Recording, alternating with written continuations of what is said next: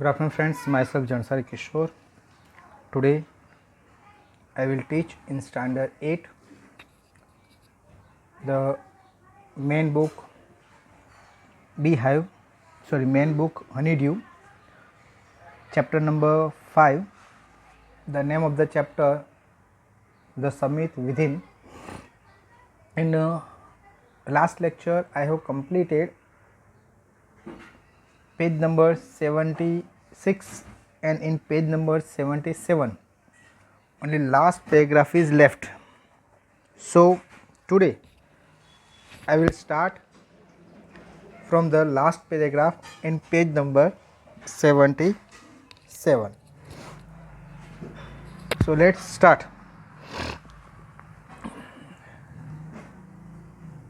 Glimpsing a peak in a distance. Glimpse यानी देखना. दूर से जब उन्होंने ये पीक को ऑब्जर्व किया, देखा, I get transported to another world. तो जैसे मुझे ऐसा लग रहा था कि जैसे मैं कोई दूसरे वर्ल्ड में आ गया हूँ. Okay, when he so the glimpse of the peak, तो उसको देखकर उनको ऐसा महसूस हुआ कि जैसे वो कोई दूसरे वर्ल्ड में आ गए हैं. I experience a change with in my self. उन्होंने अपने आप में जैसे कुछ चेंजेस रियलाइज़ की, अपने आप में जैसे कोई चेंजेस हो रही है. ऐसा यहाँ पर जो मेज़र आलू वालिया है उन्होंने रियलाइज़ किया. ओके, तो जब उन्होंने दूर से पिक को देखा तो जैसे वो उनको लगा कि भाई वो कोई दूसरी दुनिया में ट्रांसपोर्ट हो रहे हैं. उन्होंने देखा कि खुद में कुछ चेंजेस हो रहा है. When as which can only be called mystical by its beauty, aloofness, might, ruggedness, and the difficulties encountered on the way. The peak draws me to it as Everest did. तो ये जो peak थी वो एक mystical लग रही थी, एक ब्यूटी, जहाँ पर अलफनेस का मीनिंग भी है, बहुत ही ब्यूटी एंड बहुत ही वंडरफुल. मिस्टिकल का मीनिंग है स्पिरिचुअल, यानी कैसे कोई एक स्पिरिचुअल जगह थी जहाँ पर बहुत सारी चीज़ें बहुत ही अद्भुत थी. उसके बाद बात की है कि भाई जैसे बहुत सारी चीज़ें डिफ़िकल्टीज थी, वो हर एक जो डिफ़िकल्टीज थी उसको एनकाउंटर्ड, यानी उसको देखते देखते उसको पास करते करते ये लोग अभी ये एकदम पीक के नज़दीक पहुंच गए हैं. The peak drawn me to it as Everest did. ये पीक जैसे धीरे धीरे मुझे अपने पास खींच रही थी और जैसे ये एवरेस्ट में पहुंच रहा था. It is a challenge that is difficult to resist. ये एक जैसे चैलेंज थी, ये पीक थी तो एक जैसे चैलेंज थी कि जिसको मुझे क्या करना था, पार करना था. ये एक ऐसी जगह थी जहाँ पर मुझे मेरा टारगेट था कि मुझे वहाँ पर पहुँचना था. Looking back I find that I have not yet fully explain why I climbed Everest. Looking back, जब मैंने पीछे मुड़कर देखा तब मैं अपने आप को फुल्ली एक्सप्लेन नहीं कर सकता था कि भाई मैंने ये माउंट एवरेस्ट क्यों क्लाइंब किया. ओके, जब मैंने अपने बैक में देखा तो मैंने अपने आप को जैसे एक्सप्लेन नहीं कर पाता था कि भाई मैं यहाँ पर ये जो माउंट एवरेस्ट थे वहाँ पर मैंने क्यों क्लाइंब किया. It is like answering a question why you breathe. Okay, जैसे वो एक क्वेश्चन कर रहा था कि भाई वाई यू ब्रीथ. ब्रीथ का मीनिंग श्वास लेना. तो अभी भी जिंदा क्यों हो? आपका जो मकसद था, आपका जो एक टारगेट था, आपको जो एक चीज़ अचीव करनी थी, वो चीज़ already you achieved. Then why you breathe.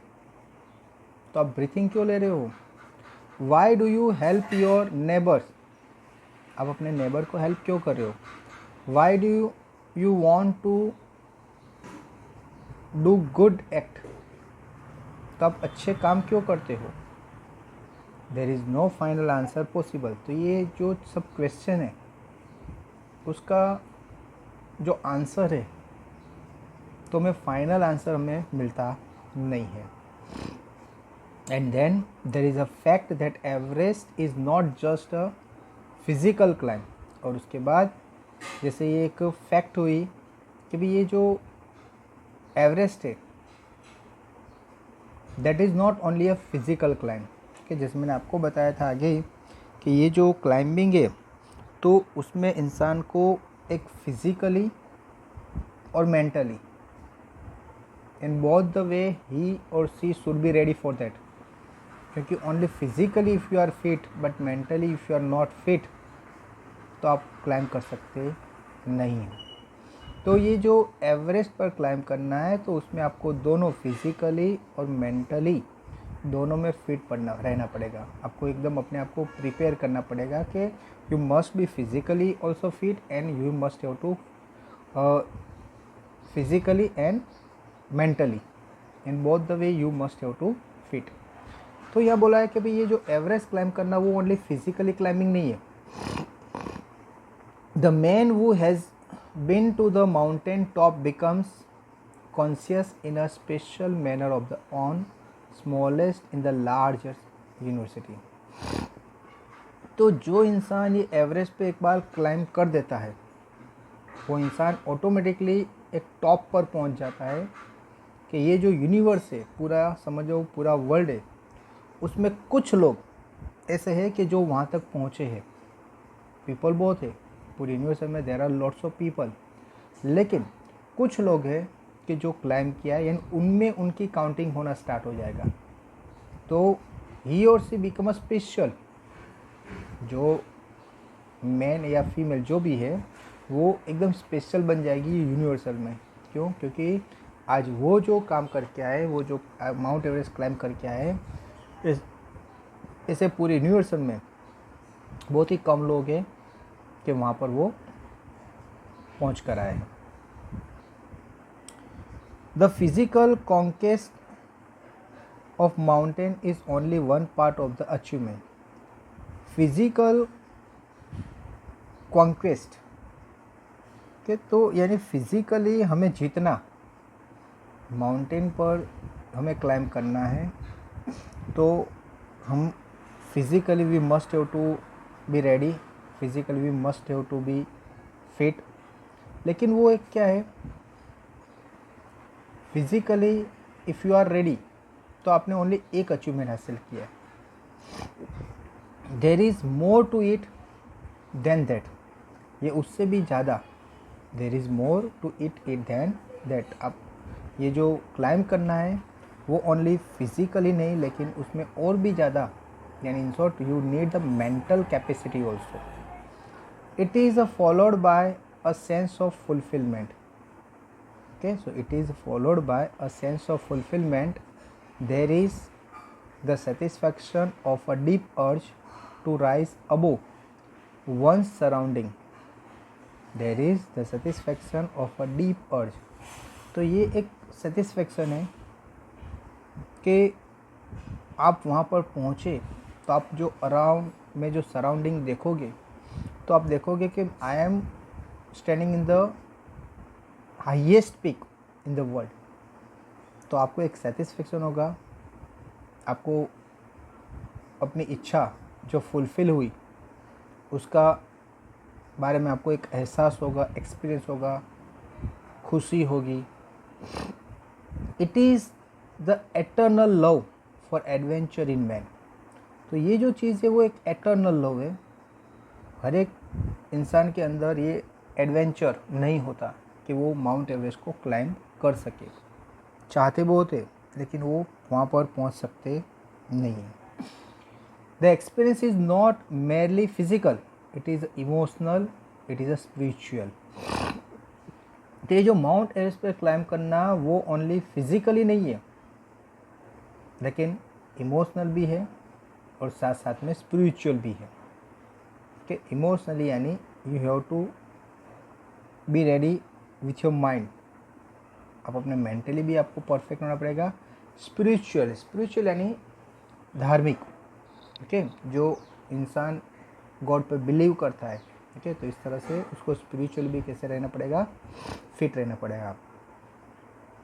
Consider a typical climb, अभी हम कंसीडर करें किसको, टिपिकल क्लाइम को, क्योंकि माउंट एवरेस्ट क्लाइम करते टाइम बहुत सारी टिपिकल क्लाइम आती है कि जिसमें इंसान फंस जाता है, उसको आगे जाने का रास्ता नहीं मिलता है, ओके, क्योंकि वहाँ पर जो आइस है वो हवा की वजह से एक जगह से, जैसे कोई एक रास्ता है लेकिन वहाँ पर आइस का एक जैसे पीक बन गया है, आइस बहुत सारी पड़ी है, तो वहाँ से आपका जाने का रास्ता क्या हो जाएगा, स्टॉप हो गया। तो नाउ यू डोंट नो कि भाई रियल में रास्ता कहाँ से है, ये आपको पता चलता नहीं है। तो वहाँ पर बहुत सारे टिपिकल क्लाइम्स है towards the summit on the last height, और उसमें भी साथ खास करके जो लास्ट हाइट है वहाँ पर बहुत ही ज़्यादा टिपिकल क्लाइम आते हैं। कई जगह रास्ते बहुत ही छोटे हो जाते हैं, कई जगह तो एक जगह से दूसरी जगह जाने में बहुत ही रिस्क होता है दोनों साइड, जैसे कि वैली यानी एकदम नीचे गिर जाए तो इंसान की बॉडी का कोई पार्ट भी हाथ में नहीं आएगा, ऐसी ऐसी जगह है। तो वहाँ से अपने आप को धीरे धीरे करके आगे निकलना है। कभी कभी टिपिकल ऐसा क्लाइम होता है कि आगे जाने का रास्ता ही नहीं मिलता है, तो रास्ता फिर बनाना पड़ता है, ढूंढना पड़ता है, तो ढूंढ कर बाद उसमें आगे जाना पड़ता है। इन शॉर्ट क्या होता है कभी कभी कि if you make a plan that I will come back, अगर मैं वहाँ पर इतने दिन में पहुँच जाऊँगा ऐसा आप सोच कर जाते हो तो ऐसा पॉसिबल होता नहीं। कभी कभी कोई क्लाइम ऐसा होता है मेरे वो टिपिकल, तो रास्ता ढूंढने में शायद 3-4 घंटे निकल जाए, यानी पूरी एक दिन उसमें बीत जाता है। तो आप जो टारगेट रख कर गए कि चलो मैं दिन में इतना क्लाइम करूँगा तो इतने दिन में मैं वहाँ पर पहुँच जाऊँगा, तो पॉसिबल होता नहीं है। कभी कभी बीच में बहुत से लोगों की तबीयत बिगड़ जाती है, तो उसमें भी ऐसा हो जाता है कि 1-2 दिन वो शायद क्लाइम नहीं कर सकते, कुछ उसको गिर गया, कुछ लगा, जैसे बहुत सारे प्रॉब्लम्स बीच में आते रहते हैं। कभी कभी एकदम तूफ़ान आ गया कि तूफ़ान में आपको कहीं छुप कर रहना पड़ेगा, कभी कभी 2-3, 4-4, 5-5 घंटे भी इस तरह से आपको एक ही पोजीशन में वहाँ पर छुप कर रहना पड़ता है। तो ऐसे बहुत सारे ऐसे प्रॉब्लम्स है कि जिसमें आपको वहाँ पर आप जाओगे तभी आपको you will face the real problem के क्या प्रॉब्लम्स है। You are sharing a rope with another climber, आपको अपना जो रोप है वो दूसरे क्लाइंबर के साथ शेयर करना पड़ता है। तो यहाँ ये भी एक बात है कि वहाँ पर कोई अकेला इंसान नहीं जा सकता, एक पूरी टीम होती है, ये टीम के साथ ही आप वहाँ पर जा सकते हो, क्योंकि एक इंसान कुछ नहीं कर पाएगा। तो अगर 4-5 या कोई ग्रुप होता है 10 का, तो वो दोनों सब एक दूसरे का सपोर्ट लेकर, जैसे कोई जगह ऐसी है कि भाई रोप से हमें आगे बढ़ना है, तो कोई एक इंसान वहाँ पर पहुँच गया आगे, अगर रोप वो वहाँ से बांध कर रखता है या पकड़ कर रखता है, तो बाकी सब लोग इजीली रोप के सहारे वो क्लाइम क्या कर सकते हैं, जा सकते हैं, यानी वहाँ पर क्लाइम कर सकते हैं। तो ऐसी बहुत सारी जगह है जहाँ पर के ग्रुपिज़म चाहिए, यानी आपको टीम वर्क चाहिए, विदाउट टीम आप काम कर सकते नहीं हो। You form in he cuts the steps in the hard ice, कभी कभी आपको बहुत ही हार्ड आइस है वहाँ पर आपको स्टेप रखने पड़ेंगे, उसको काटना पड़ेगा। उसमें जैसे आपके पास एक एक्स होती है, एक्स से आपको वहाँ पर अपनी बैलेंस करने के लिए वहाँ पर ये जो एक्स है वहाँ पर लगाकर अपनी बॉडी को एक रस्सी से बांधकर वो रस्सी वो एक्स के साथ लगानी पड़ेगी कि जिसकी वजह से आप गिर नहीं जाओ, अपना बैलेंस रख सको। तो ऐसी बहुत सारी ऐसी जगह है जहाँ पर आपको हर एक चीज़ के छोटे में छोटी चीज़ को ध्यान रखना पड़ता है। Then he believes and you inch your way up, the climb is grim, you strain every nerve as you take every step. तो आपको जो क्लाइंब है वो रियल में टिपिकल है, हार्ड है, ओके। आपको एक जगह पर अपना रोप फिक्स करना पड़ेगा, ब्लेड का मीनिंग आपका जो रोप है वो आपको एक जगह फिक्स करना पड़ेगा, और वहाँ से इंच बाय इंच आपको रास्ता मिलेगा, वो इस रास्ते से आपको आगे बढ़ना है। क्लाइंबिंग आपको एक ग्रिम यानी एक छोटी टोच, वो टोच पर आपको धीरे धीरे चलकर वो रास्ता है वो क्रॉस करना पड़ेगा। आपको अपनी बॉडी का एवरी नर्व आपको संभाल कर स्टेप बाय स्टेप आगे बढ़ना है। Famous climbers have left records of the help given by others. जो फेमस क्लाइंबर है वो वहाँ पर कुछ हेल्प के लिए कुछ स्टेप्स छोड़ कर गए हैं कि भाई यहाँ पर जो क्लाइंब है वो इस तरह से करनी, यानी जो दूसरा कोई जाएगा तो उसको थोड़ी हेल्प मिल जाएगी। तो जो फेमस क्लाइंबर है जो वहाँ पहुँच कर आ गए हैं, उन्होंने जो एक्सपीरियंस हुआ, उन्होंने जो प्रॉब्लम्स हुआ उसके बारे में लिखा है कि जिसकी वजह से जो न्यू क्लाइंबर्स है उसको खुद का तो एक्सपीरियंस हुआ होगा, लेकिन जो ऑलरेडी वहाँ पर जाकर चुका है उसने जो रियलाइज़ किया, उन्होंने जो प्रॉब्लम फेस की और उसका सॉल्यूशन निकल सकता था, तो वो पहले से अपने साथ वो सॉल्यूशन को क्या कर सकता है, लेकर जा सकता है। They have also records how they needed just the help. उन्होंने ये भी रिकॉर्ड किया था कि उन लोगों को किस तरह से हेल्प मिली, यानी जो कोई प्रॉब्लम क्रिएट हुआ, कि जो प्रॉब्लम क्रिएट हुआ तो उसमें से वो किस तरह से बाहर निकले, तो उन्होंने ये भी लिखा है। else they might have given up। Breathing is difficult. और ये जो एक क्लाइंबिंग है, एक हाइट से आप ऊपर जाओगे तो वहाँ पर जो एयर का जो लेयर है इट बिकम वेरी थिन, और जो थिन लेयर है एयर का, तो वहाँ पर you will get the problem of breathing का प्रॉब्लम हो सकता है। आप श्वास ले नहीं सकते क्योंकि वहाँ पर सफिशिएंट ऑक्सीजन नहीं होता। इसीलिए ये जो क्लाइंबर्स है वो अपने साथ ऑक्सीजन सिलेंडर लेकर जाते हैं, क्योंकि when you climb then you need more oxygen. आप जैसे क्लाइंब कर रहे हो that means you are using your maximum energy. तो maximum energy when you are using then you need more oxygen. और जैसे आप अब क्लाइंब करते रहते हो तो वहाँ पर ऑक्सीजन का लेयर क्या हो जाता है, थिन हो जाता है। अभी एक तो आपको यू नीड मोर ऑक्सीजन, और ऑक्सीजन वो क्या होता है, कम होता है, कि जिसकी वजह से आपको कंपलसरी ये जो ऑक्सीजन का सिलेंडर है उसको यूज़ करना पड़ता है। You curse yourself for having let yourself in for this. You wonder why you ever undertook the ascent. तो कभी कभी तो ऐसी सिचुएशन आ जाती है कि आपको झुकना पड़ता है। आपको जैसे कि मैं बोला कि कभी एक बर्फीला तूफान आया, हर एक जगह बर्फ़ उड़ रही है, और बर्फ़ एक जगह से उड़कर दूसरी जगह क्या होती है, लग जाती है। तो आपको वो आपके ऊपर नहीं गिरे उससे बचना है। ये उड़कर एक जगह से दूसरी जगह जा रही, बीच में आप नहीं आ जाओ वो भी देखना है। तो यानी बहुत सारी जगह आपको झुककर कई घंटों इस तरह से रहना पड़ता है। ओके, तो जो क्लाइंबिंग है आपको ऐसा लगेगा कि भाई मैंने यहाँ पर क्यों पहुँच गया, मैं यहाँ पर क्यों आया, ऐसा आपको रियलाइज़ होगा। There are moment when you feel like going back. कभी कभी आपको एक ऐसी मोमेंट आ जाएगी, आपको ऐसा लगने लगा भी चलो मैं भी यहाँ से वापस चले जाऊँ। क्यों ऐसा? क्योंकि यहाँ पर आपने जो यहाँ तक पहुँचे, यहाँ तक तो आपने चलो क्लाइंब कर दिया, लेकिन अभी आपको लग रहा है कि now my body is totally tired, अभी एक भी कदम मैं आगे नहीं जा सकता, ऐसा आपको फील होने लगेगा। और फिर आपको जैसे आपकी फिज़िकली बॉडी अगर टायर्ड हो गई है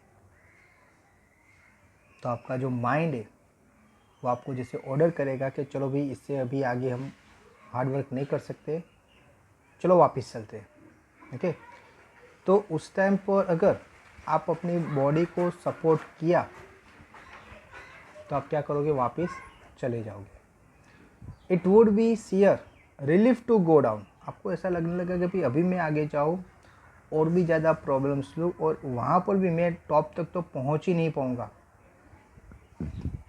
यहाँ तक मैं हार्ड वर्क करके आया, चलो और भी थोड़ा आगे गया, लेकिन फिर से वहाँ से मैं टॉप तक मैं पहुँच नहीं पाऊँगा। इस तरह से आपने मन में अगर सोच लिया तो आप आगे बढ़ ही नहीं पाओगे, आप बार बार थक जाओगे। ओके, दैट मीन्स आपकी फिजिकली बॉडी थक गई है, लेकिन अगर आपकी if you are fit with your memory या मेंटल, ठीक है, आपका माइंड अगर एकदम परफेक्ट है तो आप क्या करोगे, वापस आने का सोचोगे नहीं। लेकिन अगर आप रियल में थक गए हो, आप फिज़िकली तो डेफिनेटली टायर्ड हो ही जाओगे, लेकिन अगर मेंटली भी टायर्ड हो गए तो आप क्या सोचोगे कि मैं वापस चला जाऊँ और मैं जाकर क्या करूँ, रिलीफ, मैं अपने आप को क्या करूँ, थोड़ा रिलीफ दूँ।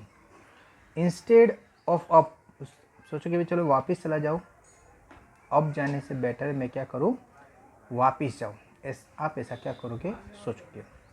But almost at once you snap out of that mood. लेकिन हाँ, आप अपने मूड को क्या कर सकते हो, चेंज कर सकते हो। आपका मूड जो पहले था कि क्लाइंबिंग करने का, वो मूड आपका चेंज होकर अभी क्या हो रहा है कि मैं यहाँ से वापस चला जाऊँ। ओके, तो आपका मूड वहाँ पर चेंज हो जाएगा। There is something in you that does not let you give up.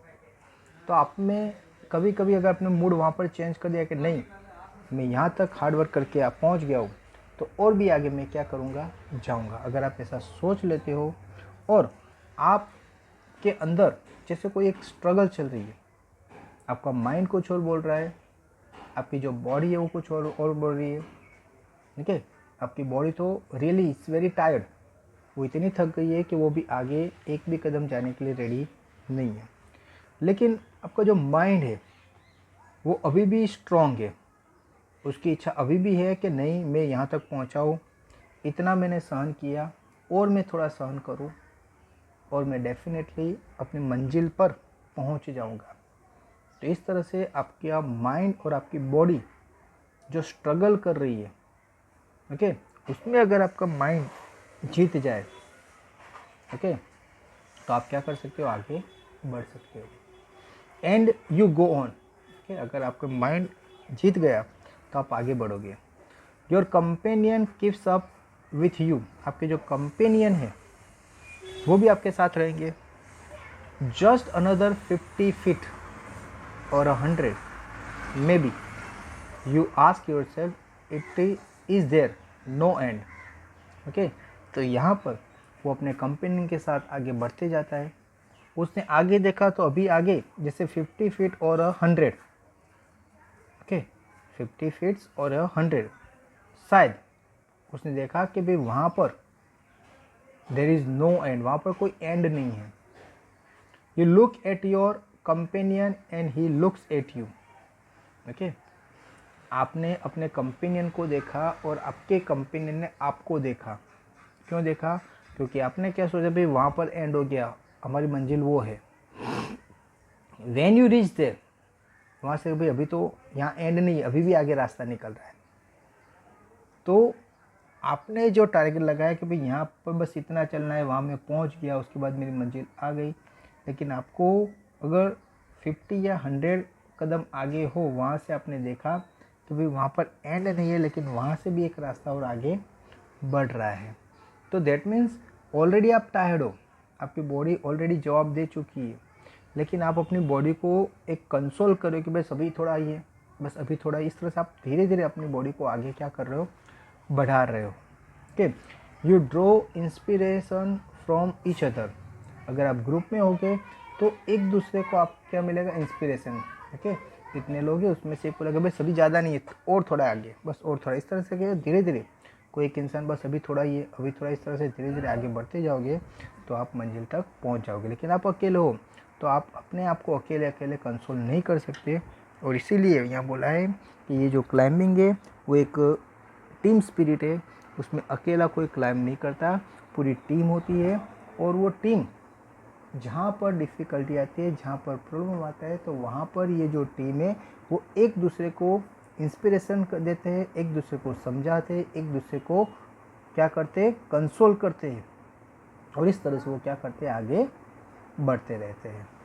And then without first being aware of it you are at the summit. Okay, तो इस तरह से धीरे धीरे एक दूसरे को कंसोल करते करते ये जो मेजर एलोवालिया है उन्होंने कहा कि आप इस तरह से हर एक से थोड़ी थोड़ी हेल्प लेकर, किसी की जो एडवाइस है उसको सुनकर थोड़े टाइम के बाद आप कहाँ पहुँच जाओगे, समिट।